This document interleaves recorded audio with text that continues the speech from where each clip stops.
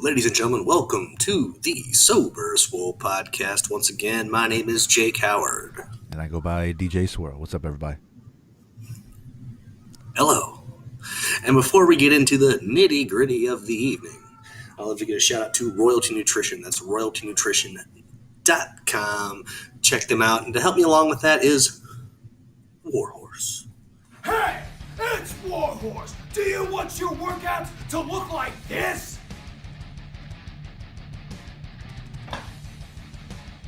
Or do you want your workouts to slay?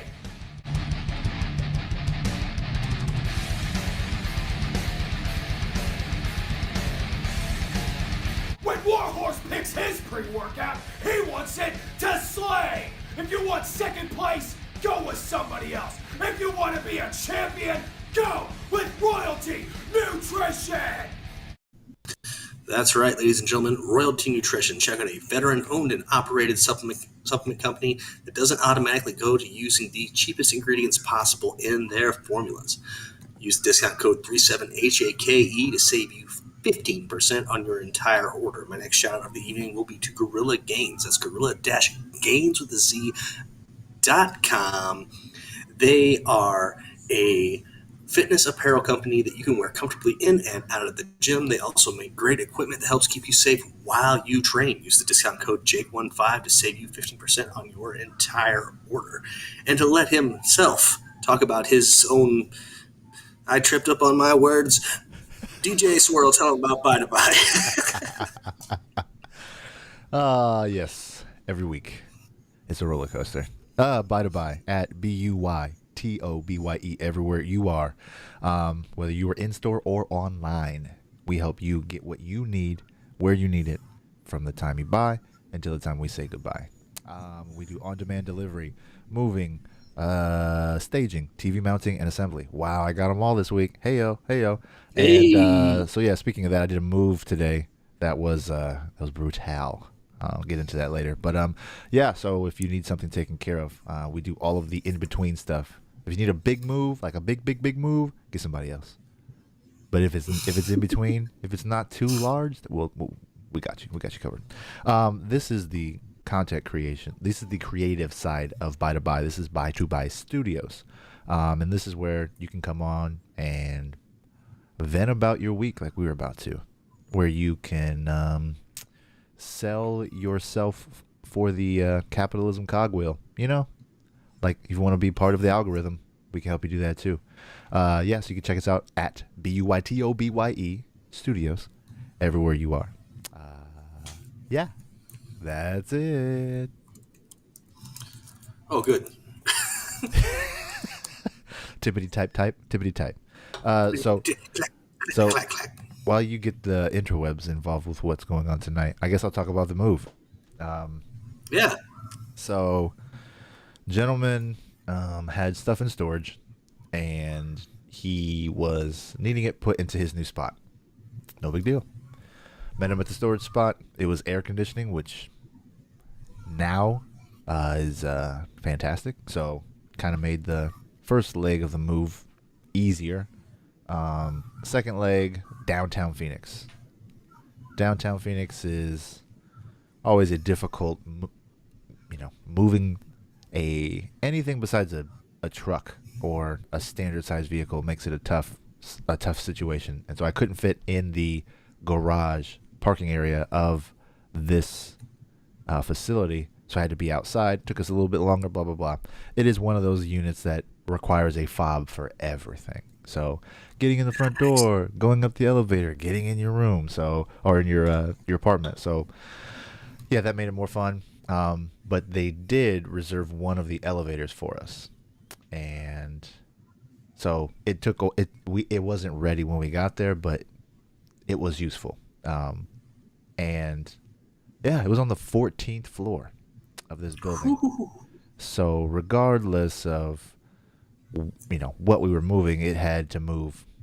And his apartment was get out of the elevator, 20 steps, turn right, 30 steps, turn left, 50 more steps to his apartment that's at the end of the building. So 14th floor, There was no freight elevator; it was standard. So he had a reclining sofa that needed to go vertical in order to make it into his place, and it's there resting peacefully now. So we did it.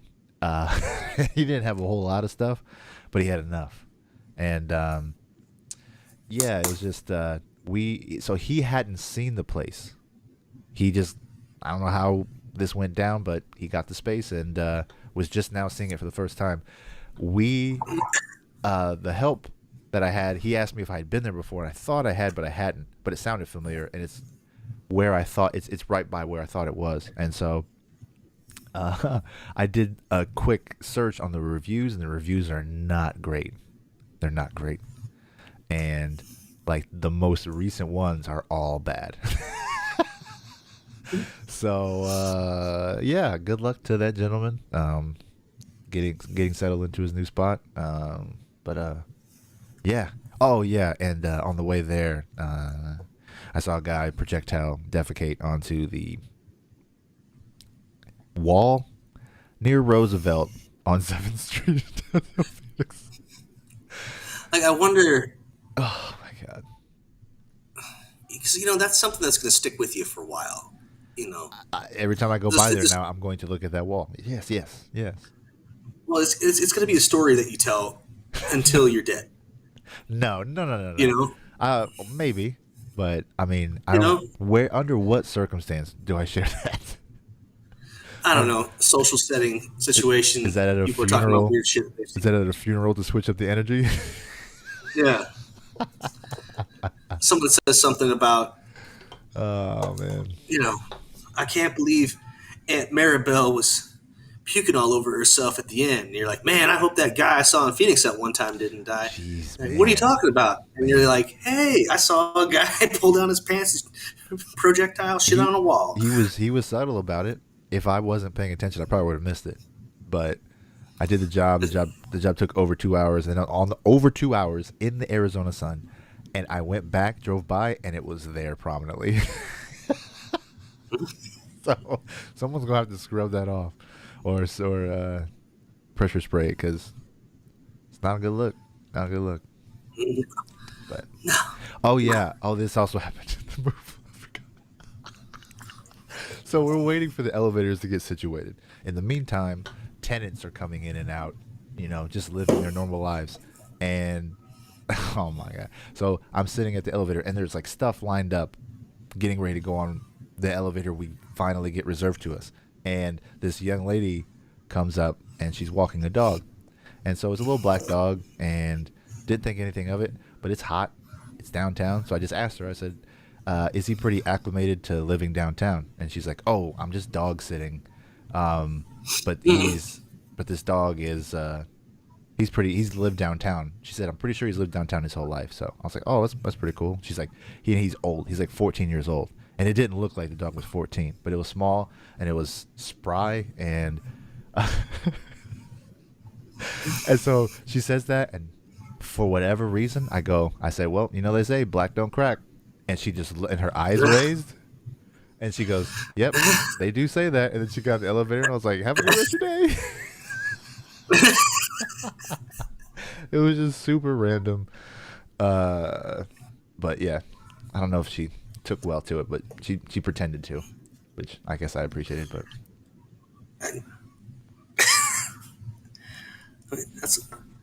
That's one of like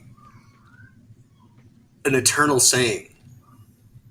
oh yeah. No, it's a well-known saying, and Right. I think the fact that I'm That's like not saying, highly I mean, I'm pretty dark right now, but like the vitamin D is accentuating my mixedness, but I don't look black to the casual eye, just especially based off of their experience.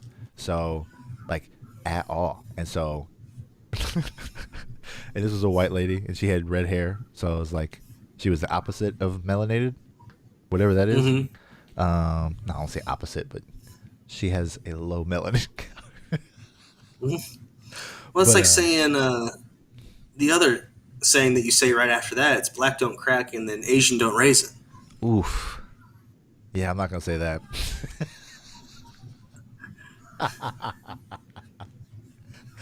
Yeah, I can't. I'm not in that bucket, man. I'm not gonna. You say that? Is that a funeral joke? I have said that out loud Did you say it after someone to said, my, "Oh yes, no, I said it to my Cambodian friend. yeah"? Because we're talking because we were talking about something one day, and she brought it up, and it's something about like if you look at because like her aunt was training at the same gym we were at, Oh, okay, and she didn't look like she was old enough to be this lady's aunt. no And I doubt. was like, what? And she's like, yeah. And I said, I guess it's true what they say, that Asian don't raisin. And she's like, yup. And she Kept goes, it moving. yep. Well, that is until they hit about 70, then they really do raisin. Oof. I mean, That's what she said. yeah, Not, yeah. not me. You were. Got you. Thank you for the clarification. But she goes, well, no. Have you ever seen an Asian grandma? She did that. Oh man. So like preservatives. But I mean, if in terms of life expectancy, which culture, which who fares the best?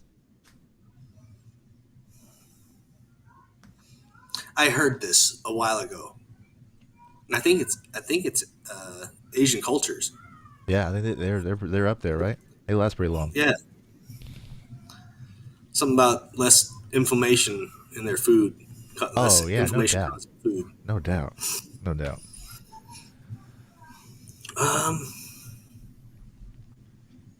oh yeah, because that reminded me of my first massage story. I know I've told this Overseas, on the show. overseas. No, this is when we were still in 29 Palms.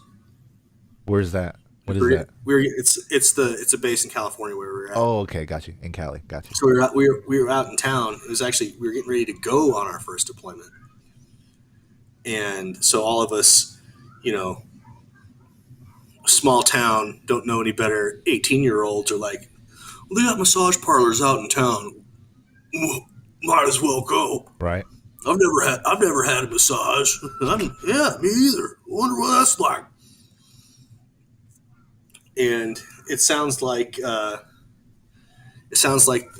joke that Nick Swardson had in one of his specials, but this happened to me. Swear to God, hand to God, true life, Okay. without the sketchy building he brought up.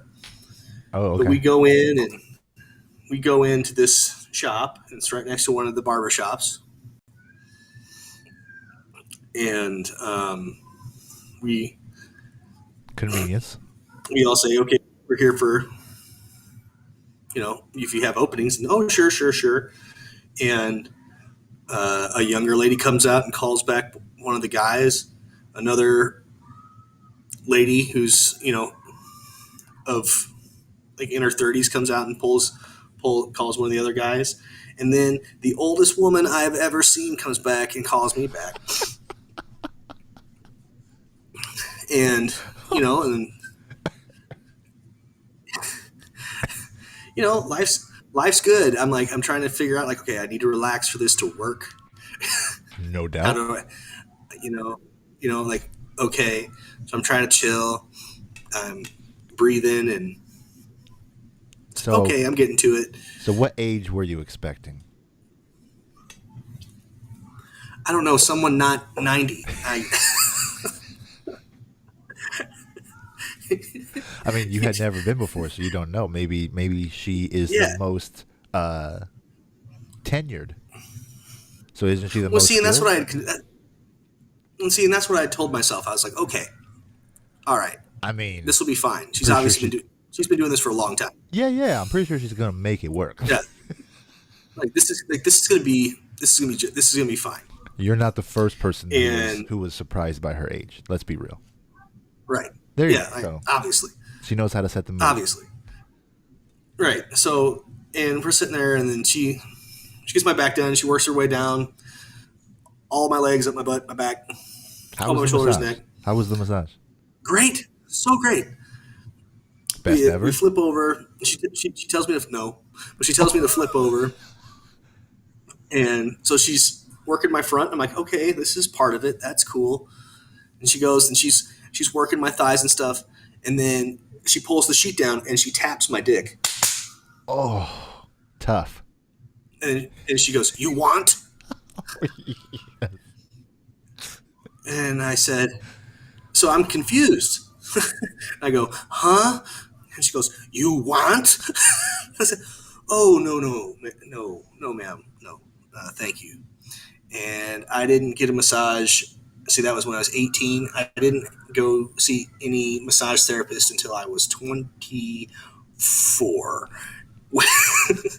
How old was that? Because, she was in her late 20s. Yeah. And it was because I was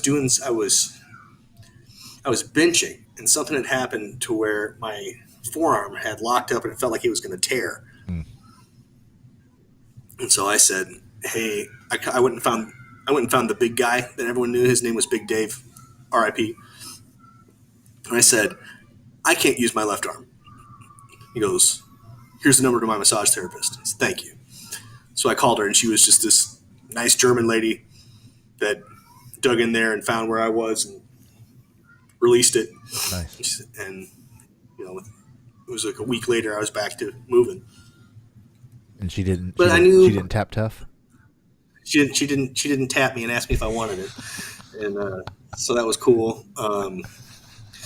There was a lady who was a regular at Mavericks who owned a massage therapy studio named Cece. She's pretty amazing. She was mid-30s at the time. Yeah.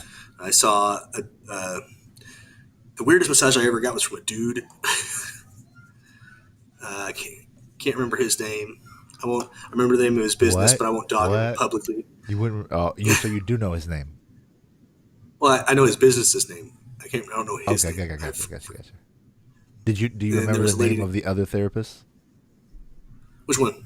The ones that were good, No. or you just remember about them? So I remember German lady, You clearly didn't remember her name. and then there was creepy guy,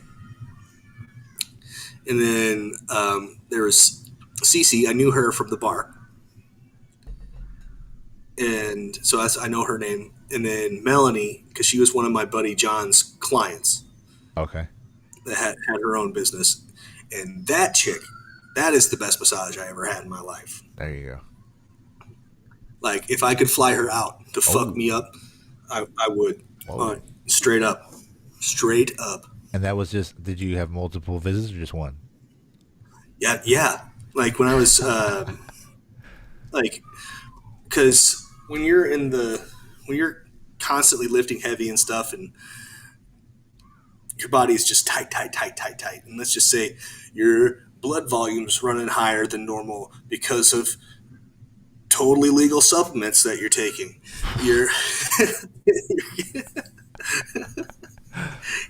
So sometimes things need to get worked out, and Gotcha. and man, like you wouldn't ever expect it, but she got fucking in there and made me right. So I saw some other cat out here. He was decent. I'd go back, but all of the massage therapists here at Ironwood Chiropractic are amazing. Yeah.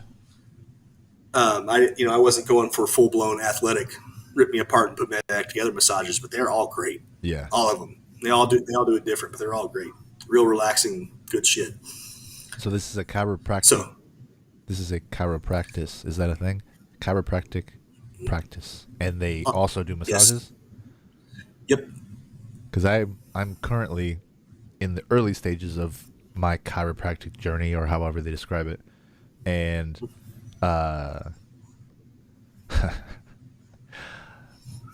it's good. I look forward to it when I have to go. I don't feel any like anxiousness when he's distorting your body. Like I got over that pretty quick. But yeah, and then I just get like whatever those sensors that stimulate, whatever those are called. And so I get those typically on my lower back, and that's really it. So it's a quick session, but I haven't gotten a massage there, or done any of the, like, they have massage chairs, and I'm sure they've got more available. It's just that based off of what we're doing at this point, that's where I'm at. But this, I've been there. Okay, I'll ask it this way: there is the room that you get your back cracked on. I've been there. I'll just say several times now. The same set of toenail clippings are on the ground in the same spot on the wall. Am I obligated to say something? And after how many visits should I have said something? Because I've been there at least 5 times now. They don't look like they've been disturbed. They look like and they're right next to a trash can, so it looks like someone attempted to throw them away and they missed. Or I don't know, but I had my last optometrist. They had a spider web like above one of the racks of glasses, and it was there every time I was there, and I was it was getting bigger, and I'm just like, yo, they don't see that thing, like. And the toenails are hard to miss because I'm on the table laying face down, and that's all I can see. So I know I'm not the only person that's seen it. So is nobody no I don't, like, I'm not even like embarrassed about it. I'm not even like, I go back. I'm going to continue to go back. Their services are good. Like, it's just one of those things, like, it's one of those oversights. And I don't know if I should say something or not, but I don't think that they should be there anymore. I figured that much out. I'd probably bring it up. How? Yeah, I'd probably bring that up. Okay, here it is. You're my chiropractor. Hey, doc. So before we get started, there's a set of toenail clippings in the corner, and they've been here every time I've been here. So I don't know how long they've been here, but I've only been going here about a month or so. And it's obviously not keeping me from coming back, but it's just kind of, it's the only thing I can see when you're working on me. So I don't know. I don't want you to feel embarrassed. You wouldn't even have to do that. We didn't even have to do that. You'd be like, oh, hey, doc, what's it on the floor over there? Oh, man. I'm probably naive. I'm serious. No. Yes. Nah. Oh, yeah. No. If I'm going to bring it up, I'm going to talk about it like an adult. They just be like, hey, man, are those toenails over there? No, I know what they are. Like, they are unmistakable. So it's like, I don't know. So if I don't think about it and I'm just going in there, I'll close my eyes, I'm laying down, and I'm just going to go. So before we get started, it looks like there's toenail clippings in the corner here. And they've been here every time. I don't want to be embarrassing. I don't feel, you shouldn't be embarrassed by it, but it just seems like they should be addressed. That's it. And then let him make a move. Yeah. Okay. I don't see anything wrong with that. Cool. Do it.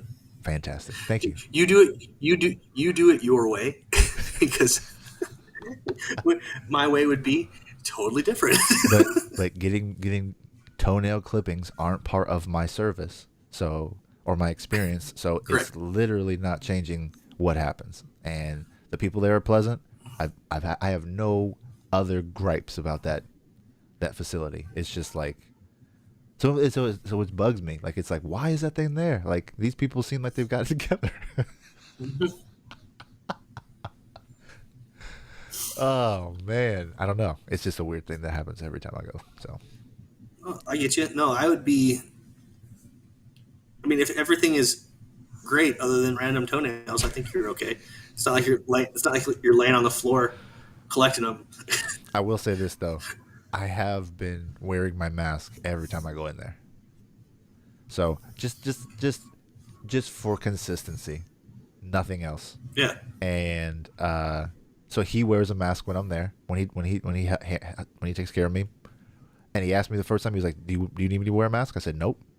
If you are comfortable not doing it," he goes, "Well, I'm going to make you feel the most comfortable." I said, "Well, you do what you think you." I was like, "If you do, awesome. If you don't, same." He put one on. He's had one on every single time. So again, like the professional courtesy is there. Everything is not a bad experience. But what? And I'm not even like grossed out by them. It's just like I see them and I know other people are, or they would be. Right. And so I'm just like, I don't want to go on this Yelp page and there'd be something about toenails, because it'd be like, man, I could have said something. I could have stopped that.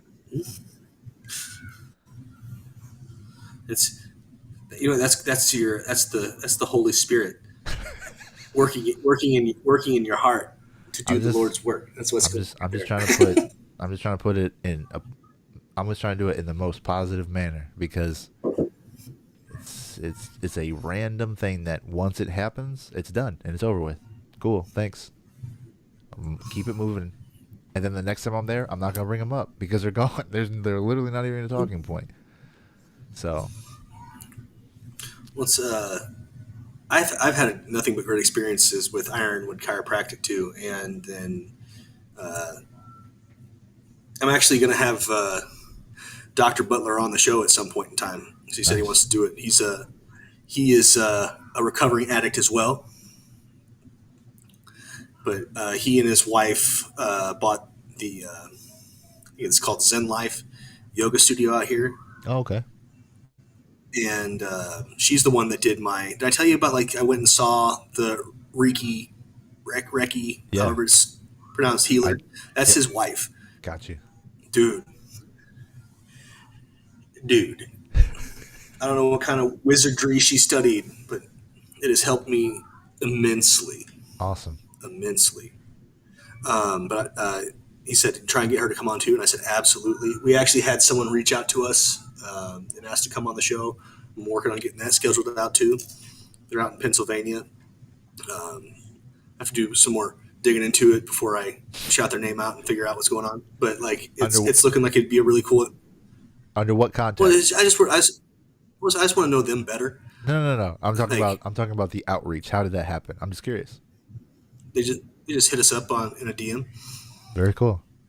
And said, how soon into the conversation did they say, I want to be on the show? It was here. I'll read it to you verbatim. Yeah. Let me pull it up here, and because it was totally respectful. Yeah. I'm just curious how those conversations go, because I'm awful at them. I know I come across it like every time. It was like an elevator pitch. Yeah. And well, let's hello, my name is. Yeah, let's let people see how if it's worthy. I don't know what that means. Hello, my name is beep, beep, beep, beep, beep. Nice. And I would love to be on your podcast. In short, my alcoholism led to a DUI crash that claimed 2 lives and severely injured another. And learning that my victims were in recovery at the time of this tragedy, I decided to honor their lives and doing all I could to help others in active addiction. In my effort, I spent my 17-year sentence educating myself.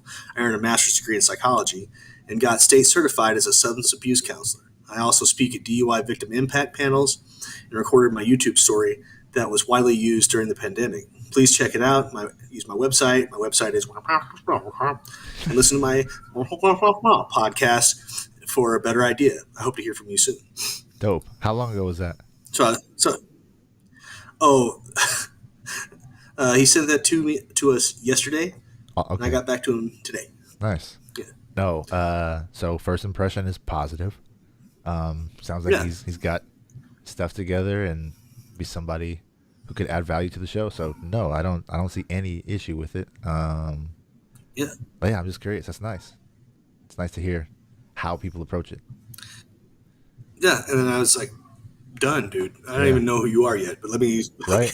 Yeah. But the only issue is he is available on the 6th, and I don't know if that is going to be doable.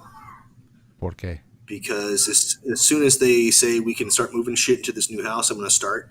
Gotcha. And that's going to be that Wednesday. Right. So is Thursday still when you want me to show up? Yes, but Okay. I'm trying to get like probably like our closet Brittany's office, maybe my workstation in there and set up. So I would So I if, would if I would reframe the positive to a pause, because yeah, as awesome as it is, and as much as I'm looking forward to it, I don't think that you should rearrange things because you have a big situation coming up and you don't need the additional, like trying to prep no, and I, be ready and all that. Like, I'm just saying if the timing works, because I can make it work. It just okay, depends on when. It just depends on when we get the go ahead to start moving shit into the house. yep, Because if I can start,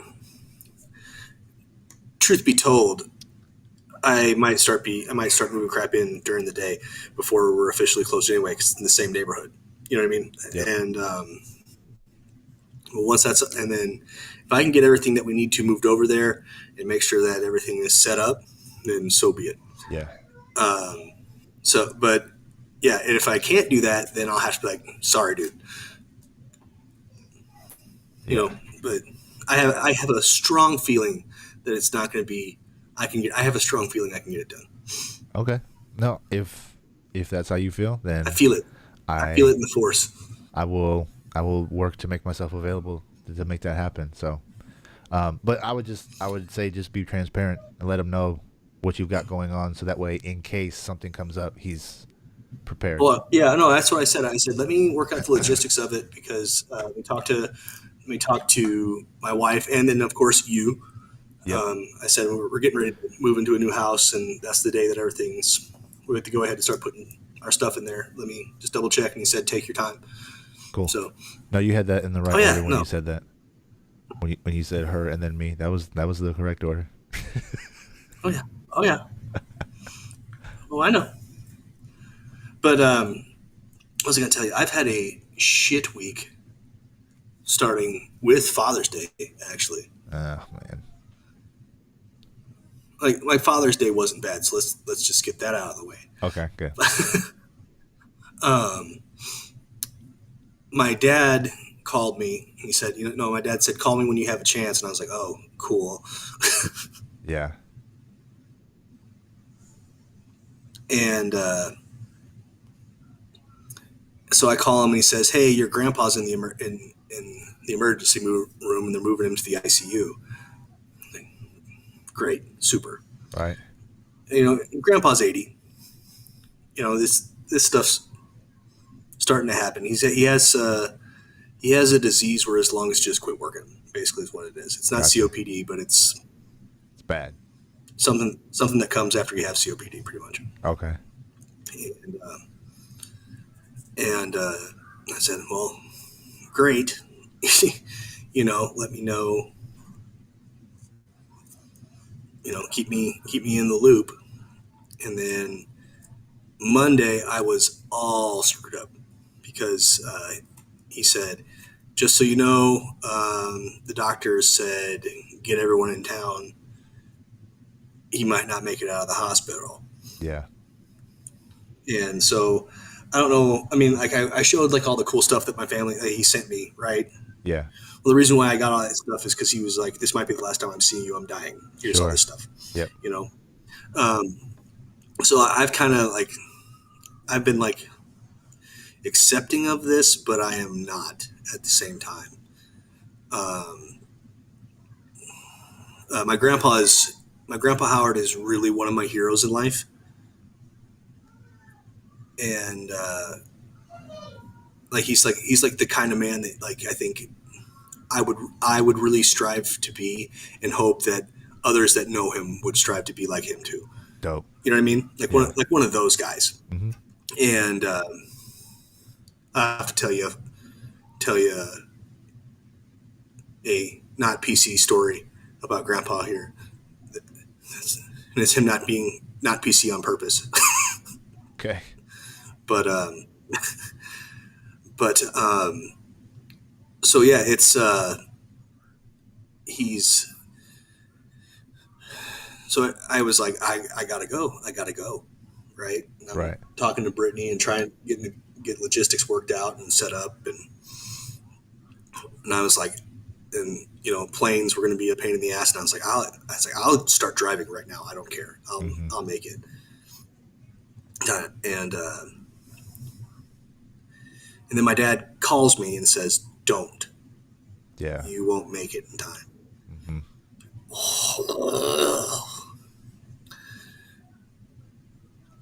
So that was Monday. Tuesday, this cantankerous old man decided that he's going to make his lungs start working, Dang. even though he's intubated. And so the doctor started doing it's basically like a lung shop vac where they vacuum all the crap out of your lungs. Yep. That's not supposed to be there. And then they're like, "Oh, he has pneumonia." And so what had happened was, he wasn't feeling good. He went to the hospital. They said they pretty much told him, they ran some tests that didn't find what was going on. They said, "There's nothing we can do for you. Send him home." Yep. And then he woke up and he was like, "I'm gonna go sit out in the patio. It's a nice day." And then he fell. And then he fell. He went to the hospital. They said they couldn't do anything for him. He went home. He went home, sat in his chair, and then his lungs quit working.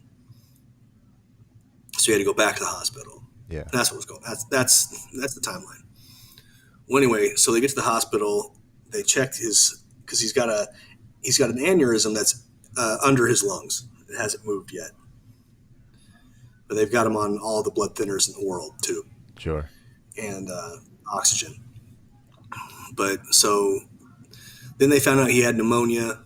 They found out the type of pneumonia he had, got him on the right antibiotics for it. And today they started stepping him off of his sedatives. Okay. And they're trying to work to see if they could pull him off the ventilator. Wow. But he's tough, man. He's tough. But he's made it very clear that he's cool. He's made his peace. Yeah. Dad FaceTimed me today from the hospital room. Nice. I mean, and everybody was in good spirits. Like, Dad was in good spirits. Aunt Cheryl was there. Grandma was there. And Aunt Cheryl's like, "Well, do you want to see him? Talk to him. He's not going to be able to talk back." And then it's just my grandpa laying there. He doesn't have his dentures in. Yeah. looking like an old man on a ventilator. And I was like, "Fuck, that sucks." Yeah. And then Ruth was sitting on my lap, and she goes, "Oh no, he's hurt." Oh man. And I said, "Well, yeah, he had a really bad cough." And then Aunt Cheryl goes, "Yeah, you know how sometimes when you cough and it makes you sleepy?" Yeah, he just had a really bad cough. It made him really sleepy. Mm-hmm. Oh, okay. And then she ran off. Yep. And then the little lies we tell our kids to spare them the trauma. Yeah, that's crazy. Yep. And then Marley starts screaming. And then my grandma goes, "Oh my gosh, what's going on over there?" In her Southern grandma accent. And my dad answered this in the only way that my father could answer it. And he goes, "That's my son's life." That's awesome. That's what he sits in. That's what he sits in all day, every day. Yeah. I went, yeah, life doesn't stop. Does not. But no, yeah, it's so I've been like juggling with am I cool? Am I going to be okay when he actually dies, kind of thing? Yeah. And judging by the baby balling I was doing on Monday, no. Sure. But it's like we already had our conversation, and him making his peace with me thing, which was really, really weird. And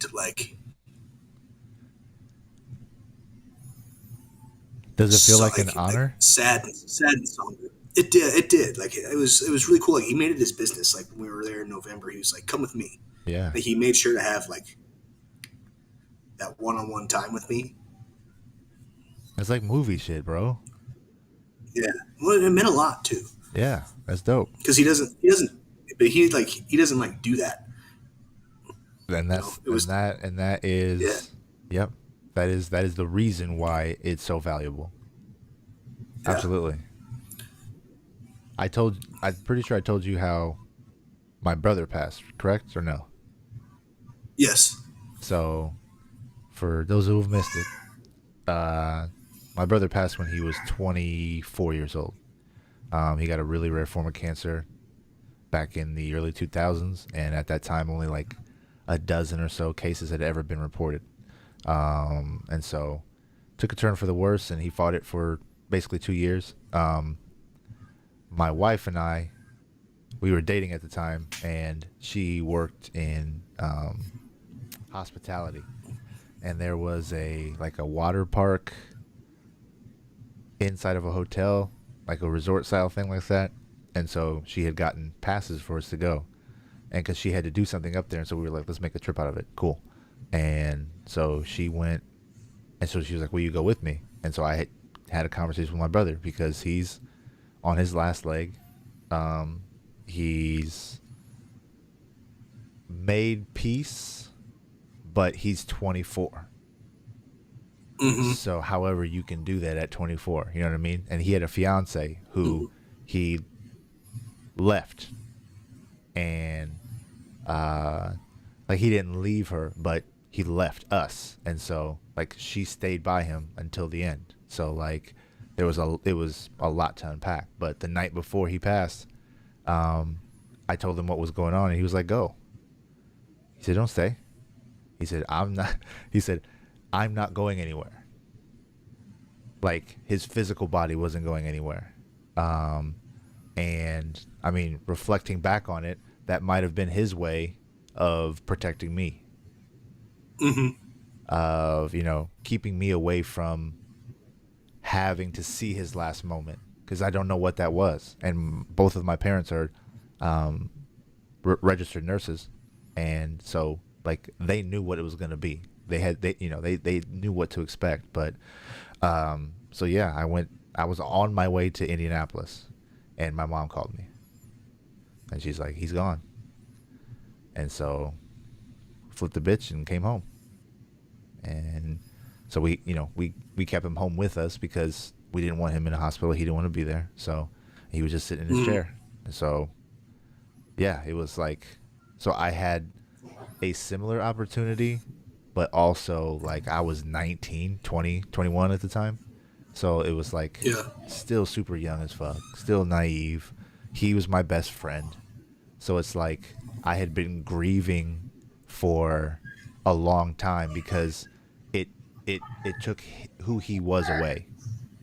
And so the last year or so, he didn't we didn't get to do what we should have been able to do, or what we enjoyed doing. So yeah, man, it's a lot. It's a privilege. I look at it as a privilege because I learned a lot from it. I learned a lot about grief. I learned a lot about strength, like being strong through that pain. I learned what it was to tolerate pain because, again, still young. I mean, I had been hurt before, or whatever. I felt pain, but I had never felt like that, like you were talking about, that like melancholy or that sorrow, to where it's like, and of course it's unfair. Like your grandpa's 80. You know what I mean? Like in terms of privilege, you've had quite a bit of time with him. And so I've almost lived as much life without him as I have with him. And I'm going to pass that point sooner than later. And so that just that sentiment, that understanding, I don't know how I'm going to react to that. I feel I have healthy cries pretty often.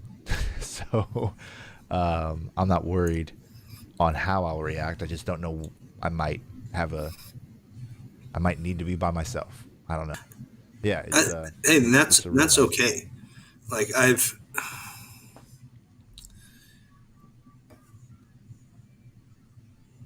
when it comes to losses, man, it's always so weird.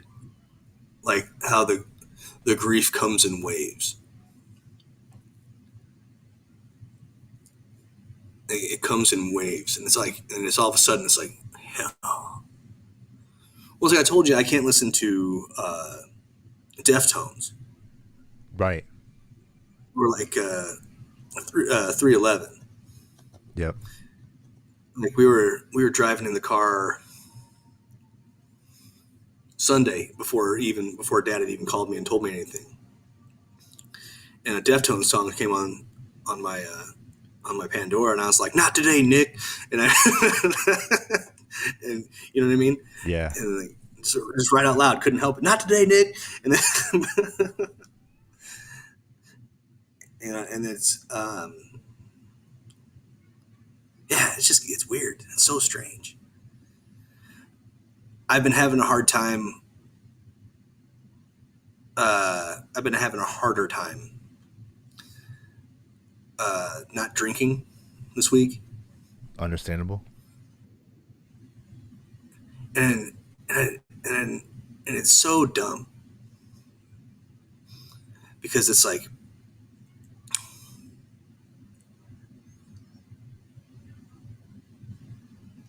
what honor would I be doing this man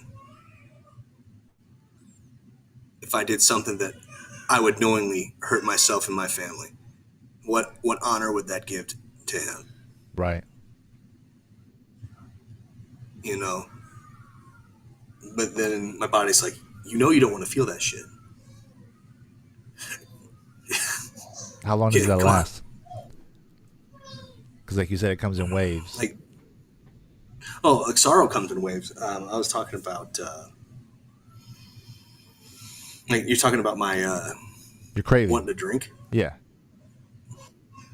Like that, obviously that never disappears or goes away completely, but it's like subdued, right? So, Yeah. like, how long does that peak happen to where your body's like talking shit to you?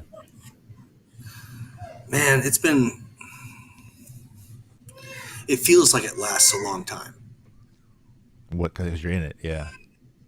Yeah. So I mean, I haven't timed it. I don't know. No, My- I'm an analytical person like that, and in the era of SEO and understanding how presence is generated online, it's like they use analytics, and so you can understand how things move, how ratios, all that, based off of that. And so that's just something that you could use, and so you could compare it, so that way you would know if it started at 2 o'clock, that at 7 o'clock you might be okay, right? Just to give yourself another thing to look forward to. Another tool. Yep, another little thing you can use. Makes sense. So what I do, and this is not in the same context, but like if I get to my complacency, if I don't want to do something, or if I want to make excuses so I don't have to do something, I just start counting. And I got that from my dad. He does the same thing. I don't know if I just saw him do it before or what happened, but he didn't know I did that. And so, in conversation, I was just like, I just get so aggravated with myself when I hit these lulls to where I want to just like not do anything. And I'm like, nope, you gotta push through that. And so it is simple stuff. It's like taking the trash out. It's like, doing the dishes that I could do to help my wife when she comes home, to not have to see that, right? It's just little things like that to where it's just something I want to be doing. And my body's like, no, man, you burnt 2,000 calories yesterday. Like, it's okay. And so I just start out loud, 1, 2, and then I begrudgingly get up and move. And then less than 5 minutes later, 90% of the time, I'm done with whatever that was. So it's a little tool that I need to use to jumpstart, that toxicity in myself. So I understand it's on a completely different level with you, and there's temptation all over the place for that. So I don't want to try and compare or you know, be a one upper because that's not my intent. But like that's what I could relate to. No, you're cool. Gives me something to think about. Yeah. I wasn't looking at it as you trying to one up me at all. Cool. That's all. That's all I hope. Yeah, no. So do you want to hear the not politically correct story? If you want to air it. Oh, I do. Okay. Because it's great. Go for it. So, if you have the privilege of knowing who my grandfather is, you'll know him as the sweetest old man you've ever known. Always handing out hugs. Always got a joke to tell. Always, I mean, like he has always had this just warm, inviting, loving personality. But you knew he handled his shit at home. He up until he couldn't, he did all of his yard work. We built a no shit fort in the backyard when I was a kid. Nice. I say we, I mean he, and I was there. Yeah. Up until cars were computers, he did most of his car maintenance himself. He was Mortar T in the Army, and where he learned how to do his Motor T was up in Alaska. Oof. Where like you had to keep the engines running or they'd freeze, kind of thing. And let's see, I think it was both of his brothers were in World War II. But when he was in the Army, he was like he just missed Korea and got out before Vietnam. Wow. So he was sitting right there in the middle. But anyway, so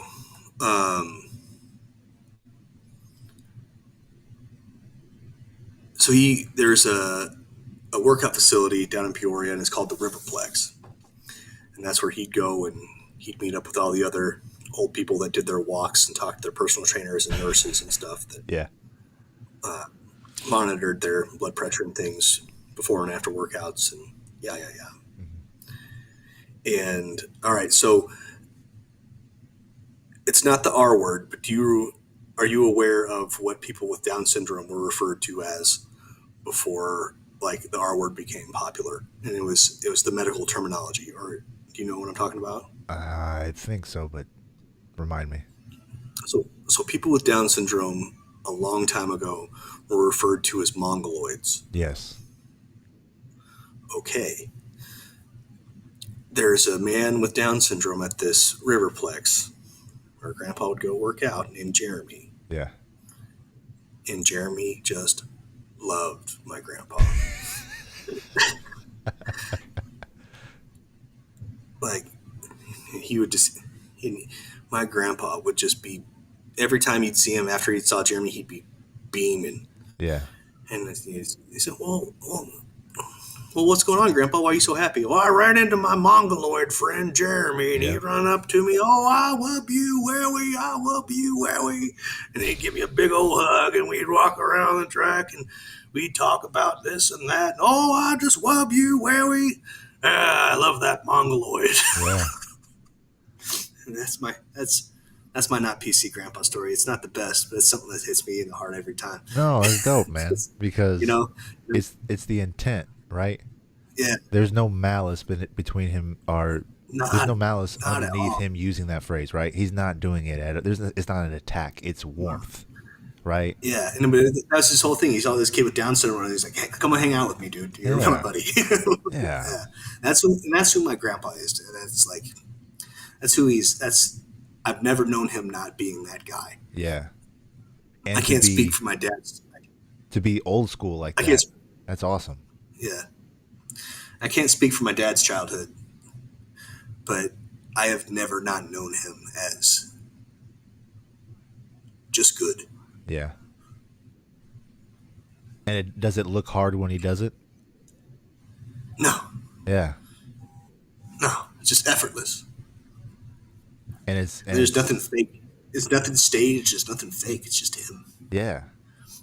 And that's another thing that makes me so upset about the platforms people use nowadays. It's like they'll use him as a trope to push their point across, and they don't have an ounce of the decency he does, but they get paid to do it. And so it's tough, man, because like the 4th of July is coming up, and side note, Phoenix just decided to, or I guess Tempe Town Lake is not doing theirs this year because of supply chain issues.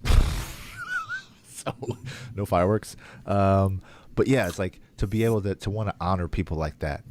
There's no question in my mind. But it's everybody else who muddies it, right? Who muddies those waters for the sake of profit, for the sake of maliciousness, because their intent is bad, and good people like him get swallowed up in that. So it's great to see him at that age, and that's all you can think of is him like that. That's awesome. That's a testament right there. Yeah, that's what I was saying. Like I hope I live a life like that where someone can say that, you know. I posted something about that a long time ago. Not sure what, I can't tell you what it means, but it's the same sentiment. I just hope, I don't want to be like revered.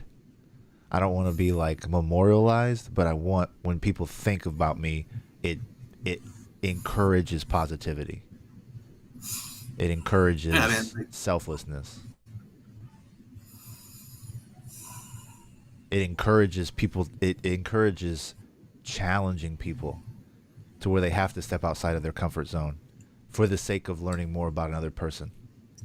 To where you gain those relationships and those friendships, to where you can have someone who you would refer to as Mongoloid endearingly. Mm-hmm. So yeah, that's awesome, man. Was that like my Quentin joke? Was that? My double token Quentin joke? I don't know what that is. So we brought Quentin up, and Quentin is one of my best friends who is a gay black man. Okay. And I can't remember the context of what we were talking about. But he said something that's like, oh no, not like, what, are you not going to be my friend anymore? And I said, Quentin, there's no way I can get rid of you. And he goes, well, what do you mean? I said, you're gay and black. You're my double token friend. Yep. You're my get out of jail free card on multiple. There's value. You are highlighting the value. We see that. And you know, we've talked about that too. Like there's certain people, like if I would have said that to anybody else, they'd have been like, fuck you, burn your house down, piece of shit. Sure. Right? Sure. No, that dude is my fucking brother. And he knew I wasn't coming at him. That's dope. Yeah. So it's totally different, but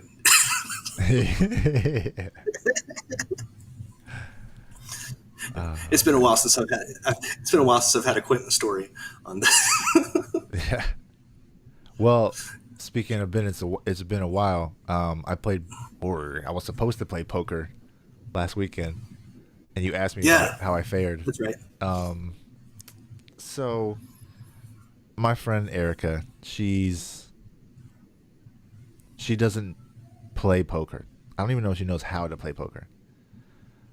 But she got all excited because someone gifted her a felt tabletop for cards and a set of poker chips. And they're not like you don't pass them down to anybody.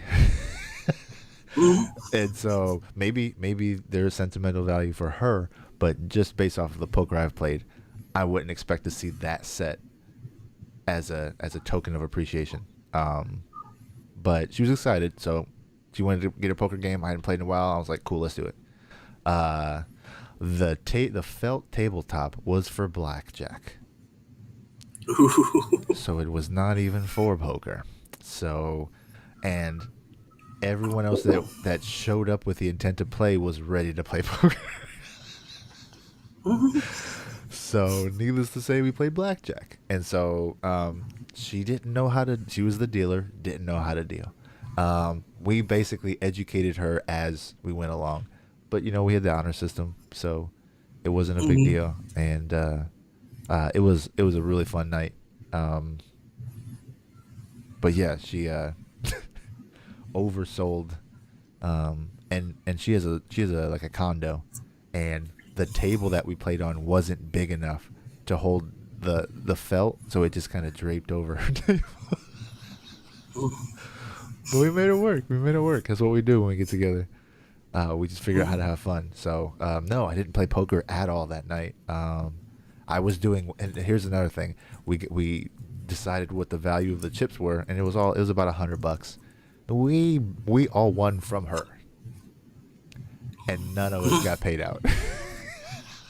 Yeah. So it was basically a big practice session that we'll probably not do again, or it'll be, one of those things we reflect back on. But yeah, we didn't play poker at all. But it was good. It was fun time. I got to I don't know what the word is. I don't know if I knew you at the time, but there's a guy who is a mutual friend of ours, and he lived not far from me, and I posted something on Facebook a couple years ago. Maybe it was a year ago. I don't remember, but he got in his feelings and he came at me, completely out of context, and I just returned serve. And so hadn't spoken to him since then. Like hadn't seen him in person since before then. But like I went over to their house, we played beer pong, we had a good time. He's decent. He seems like a decent dude. But then he pulled his right wing stance, and I was like, okay, let's remove that from the lexicon. So I had not seen him from then, since then. But my friend told me that he was likely to be there. No big deal. Mm-hmm. He was the first person to dap me up when I got there. Yeah. His wife Jesus Christ. His wife was there, who she has a very bubbly personality, and I didn't recognize her at first, and so I didn't say hi to her until we sat down at the table, and I was like, oh shit, Amy.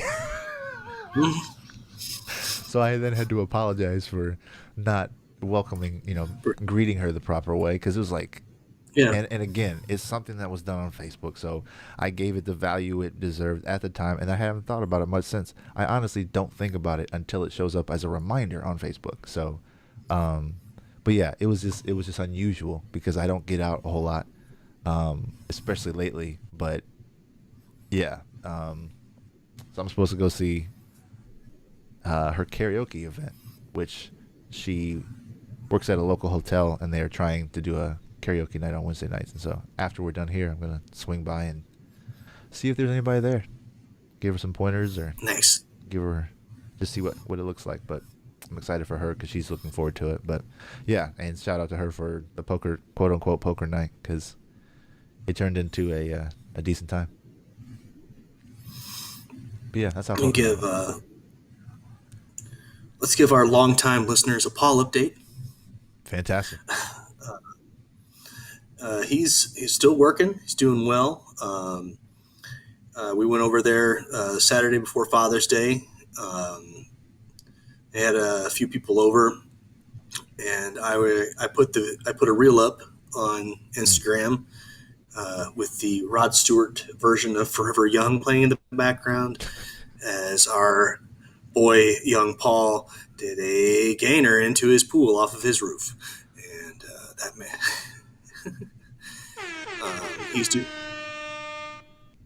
He started that 75 hard challenge, which is like no drinking, working out twice a day, and you have to read 10 pages of a book Yeah. every day for 75 days. Yep. And he started that. I'm in his accountability group text, which I'm happy to be in. Nice. But man, do I loathe group texts. Is that what you've been reacting to while we were recording? Yeah. Yes. Fantastic. But no, that's he's alive and kicking. I think we're gonna hire him to do some work on the new house. Heyo. once we figure out what all that work is, these assholes who who own this house. I guess it's not. I guess it's not technically an asshole thing, but it's an asshole thing. So they hooked, and it's looking up like they hooked it up illegally. A water softener to the water main, but it only runs to the spigot that you can attach a hose to for outside water. What? So it's one of those. Yes. So they put a water softener in specifically so they could wash their cars, and not for the house. Oh. Too fast. Would you ever do something like that? No. You do that for your skin, right? Yeah. Like for your skin, not the cars. It's yeah. I mean, I understand why. I understand why you want to protect your cars. Yeah. But like, at this current moment in time, there are 5 mofos running in and out of the shower, and dishwashers running every day. Oh yeah. And like, oh yeah. If I'm having a water softener in my house, it's going to be for the house. I could give a shit less about the Dadmobile. Yeah. Speaking of raisins, what do you think their skin looks like? Oh, these people were like that lived there before us were definitely old people that smoked in the house. Oh man. You'll see next Thursday, dude. Like, Yeah. You'll walk in and you'll go, smells like home. just be prepared. I'm wearing a mask. I will wear a mask to that. Cool.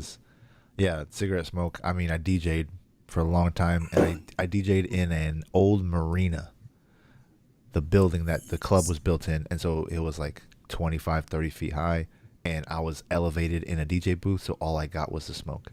So like, Nice. yeah, man, it makes a difference. I'll just say that. So I'll be wearing a mask. A little smoke. You're cool. I think that I'll know Wednesday, but I think the company that's supposed to go through and clean it up should be going through there. Okay. The ones that fumigate, I guess is the word. Yep. But I know you said, we got them. go ahead. I'm sorry. We got them to agree to replace one of the smaller AC units. Nice. When? Well, because we're locked in at a lower interest rate, Ooh. and so they've dropped the price on this house like 3 or 4 times Yeah. before we put it in an offer. So we're locked in at our interest rate, and so we still had like fuck you, we can back out time. Right. So they pretty much gave us whatever we wanted to Lock it in. finish the contract and move it. Yeah, that's what Which is dope. That's what good business is. Good business is compromising to the point where both people think they won. That's it. Yep. Speaking of backing out, our house is not only not under contract, but we are no longer listed like publicly. So Really? yeah, so we completely did a 180 from where we were headed. Long story short, I have Nest cameras, and so while I was away, I turned them on, and I can hear what they're talking about while they're rummaging through my house. And so I heard them discuss money, and the sum that they were trying to give us pales in comparison to the amount of money that they've been greenlit in order to buy more properties. So since that happened, they tried to use our circumstance against us, and they lowballed us. So the one person who we signed an initial offer with, they brought in another person to buy it from them,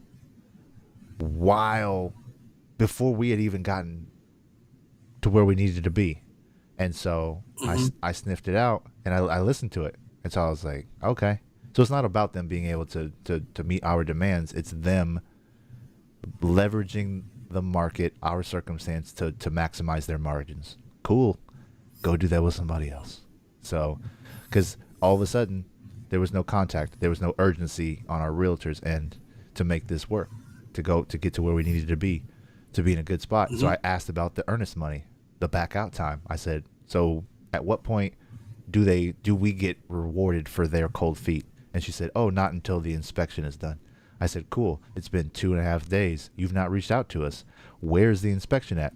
Oh, well, we'll try someone else. So, like you said, when people work with you, you know what that feels like. And I know what it feels like when you don't. So I'm going to remove the hindrance that's making people feel comfortable to lowball me. And that will stop all of the calls. And I just got my letter in, today's Wednesday, I got it on Monday, that said that we're in active loss mitigation now. So they have gotten our package and it is complete. And so there may be additional things we need to add to the process, but we are where we need to be to eliminate that issue.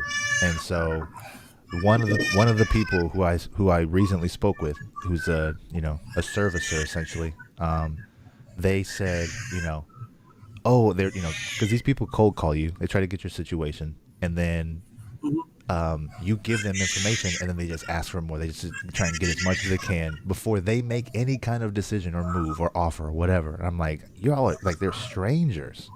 And so I was talking to this one guy, I gave him the time of day, and it was moving in a positive direction.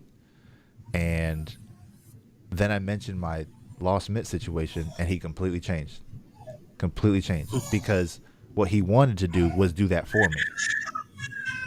And that service is not only offered free by our servicer, but there are actually departments that do that for you for free as well if you need it. I don't need it because I used to work for them. I used to do that.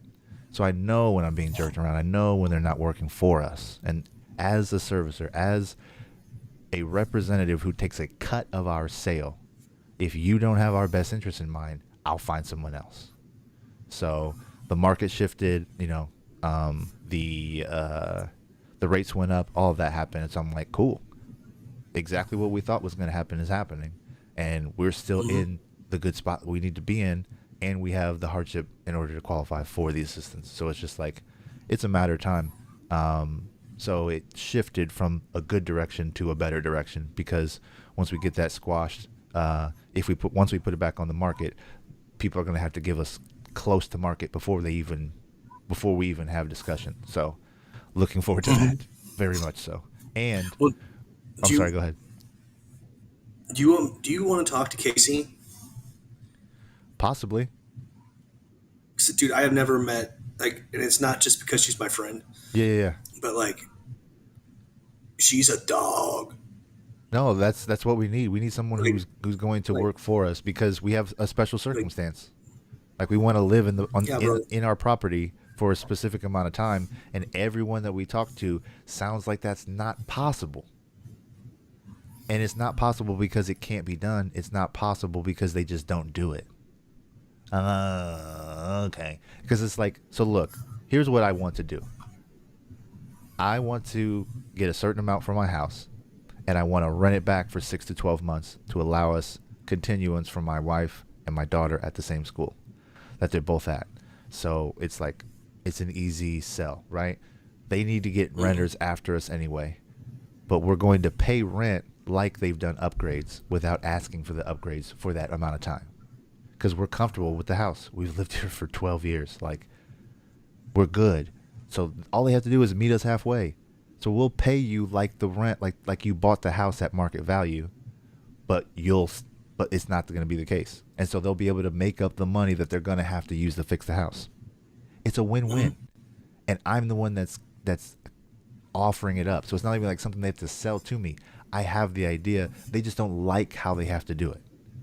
And I'm like, yo, that's not good business. So if Casey is someone who understands that and wants to take that on, I have no problem doing that.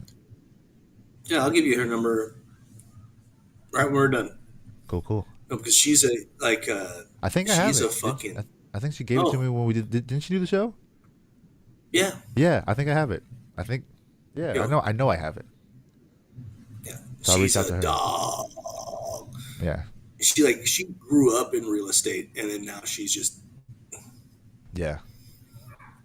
like, I mean, I am glad that I know her. Because my wife, she just said like, you know, she's been taking these cold calls. She's been, you know, responding to them on text and email and whatever. And she's like, you know, I want to find someone that's local. And so, I love expanding my network. And she's already been on the show, so it's like, might as well generate business for her at the same time, because I haven't talked anything about rates. I haven't talked anything about closing costs. And everything that has been sent to us, I've been given a thumbs up. Let's move forward. And then they go, oh wait, oh wait, oh wait. So in that essence as well, I also ordered an inspection for tomorrow.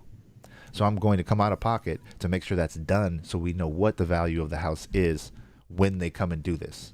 So we alleviate the process. So we're very proactive. We understand how I understand how this all works. It's very simple to get where we need to be. It's just we need to find the right person that's willing to accept those terms. So that's what it is. It's really not a tough understand. It's not like, again, we feel like we won because our continuance in our situation. That's what we want. We're willing to pay more than we need to without you know, the rewards of that expense as a compromise. It's just like, yo, let's get it done. We got plans. We want to go visit our folks back home for the holiday, unless, you know, things get crazy again. But it's like, there's things that we can do and we want to do, and it's going to put us in a prime situation for where we could be with things being tough right now, with times being really and tough, expensive. Like, everything is pricey right now. So we have the money baked into the equity of the house. We just need someone to help us get to it. So, Casey, I'll be texting you later or tomorrow. What time is it? Oh, 8. It's almost 9. Oh my god. Yeah, you gotta go do your karaoke thing there. Oh, it's an appearance. I might be there in 15 minutes. I don't know, because Hey, she's not going it's to still be an trying to appearance, turn up at her and work. it's an appearance, and you've got work to do. I understand. True, but my body is fried, so like I have no motivation to be up and moving around. I'm gonna find her. I'm gonna find a spot, and I'm gonna observe. Before we go, I'd like to say that we are now also on Odyssey, which is another video platform. Cool. I haven't really updated like the picture or anything yet, but Yep. it's another platform. Just in case YouTube is just another way to watch the show and I don't think See? anyone has ever said don't put yourself in as many places as you can. I don't think anyone has ever Oh, yeah. recommended No. that. So, do you know, how did you get to it? How did you find them? I saw a bunch of anarchists from the libertarian side of Twitter Okay. saying that this is where they're doing their stuff from now on, and they've got like it's really just it kind of reminds me of like old YouTube, where What's you know you old can YouTube?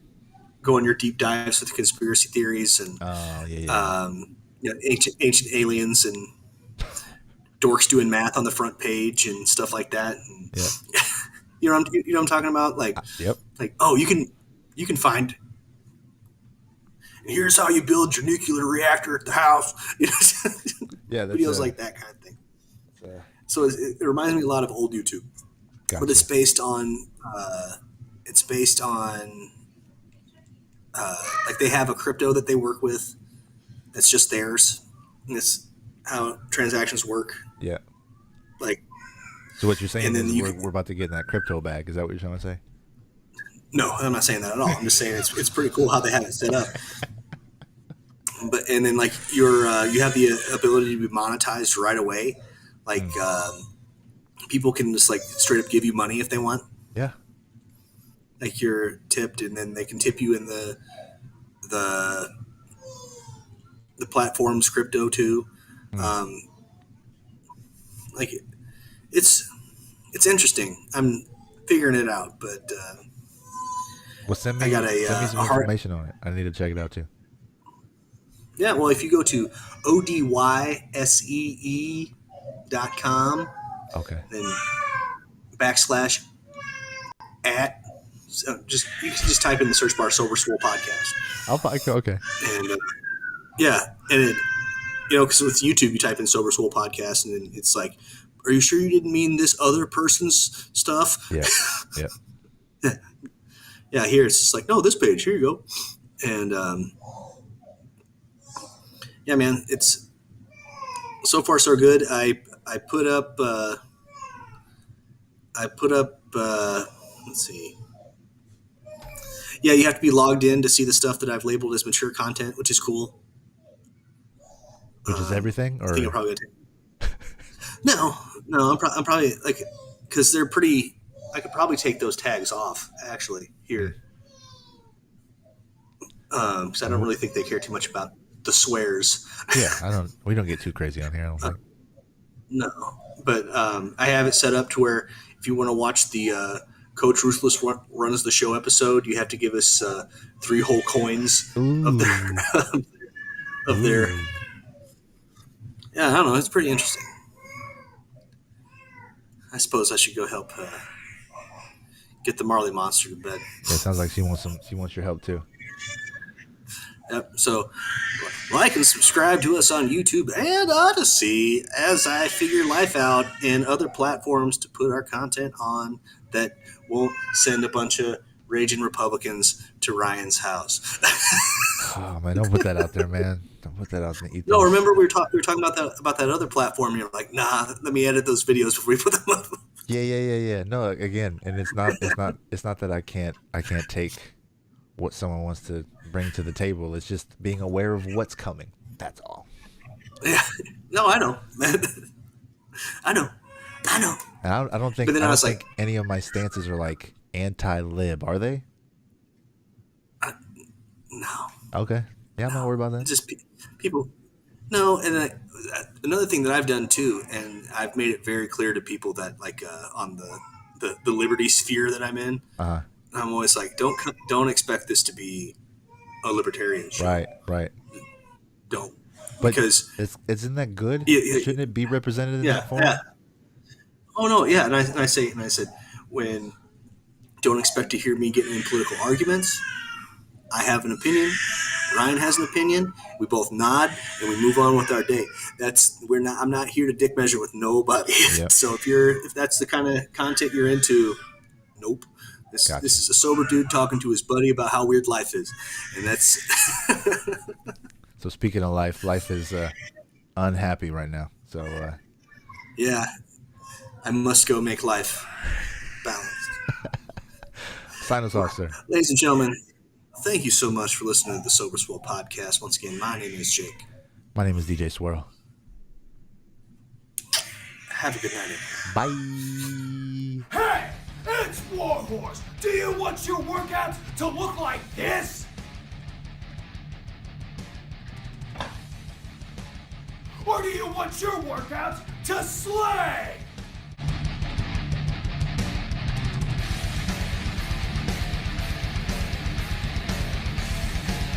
When Warhorse picks his pre-workout, he wants it to slay. If you want second place, go with somebody else. If you want to be a champion, go with Royalty Nutrition.